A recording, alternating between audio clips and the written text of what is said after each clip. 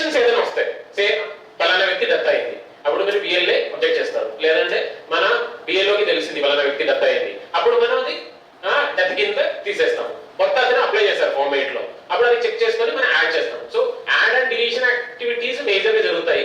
కానీ ప్రతి ఇంటింటికి వెళ్ళి ఒకవేళ ఎవరైనా ఫామ్ 8 లో తప్పుగా నమోదై లోపల వచ్చిందా, లేదంటే డెత్ ఎవరికి తెలియకుండా ఉన్న కేసు అంటే కొంతవరకు ప్రయత్నం చేస్తాం. కానీ 100% ఈచ్ అండ్ ఎవ్రీ ఇంటికి వెళ్ళి చెక్ చేసినది మనం రెగ్యులర్ యాన్యువల్ రివిజన్స్ లో చేయం. ఇక్కడ ఎస్ఐఆర్ అంటే యాన్యువల్ రివిజన్ యాక్టివిటీనే, కానీ మనం ఒక టైం పీరియడ్